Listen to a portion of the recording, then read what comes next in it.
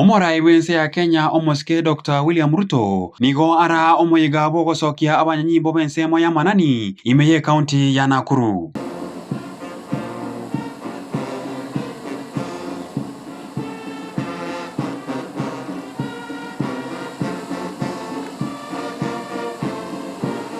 Una enchira eya moyogo segeta obusmiki bwemete bilioni 15 Ruto nigo abasegeta abanyanyimbo abo kogendera kurinda amanani ase faida yo kurinda ebintu bito etanaine naboigo kurinda lire.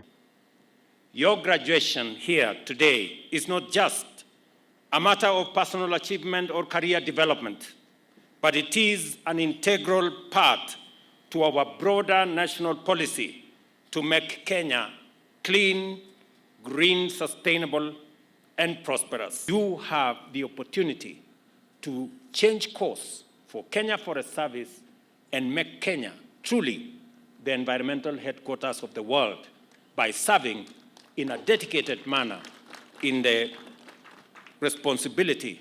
Ruto nigo aboli abanyanyimba aba gusimeka emete erashe ko bakonya korosia enibo iriyo segeta obokareri bwabo bwakera lituko. I also want to ensure and to ask those in the forest product space, those in the timber space, that there is now an opportunity for us to grow our timber industry space.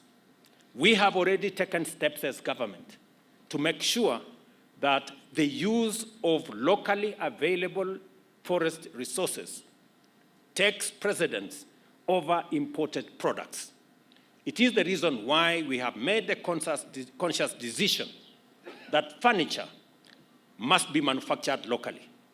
Asomba jega oyiboigo oikiranwano mwaziri webintu biyetene mwanyabanto Aden Duale nigo boigo aira chinga kichaye korwa esegeto gochia ase abantu gosimeka emete iriyo korenda lire.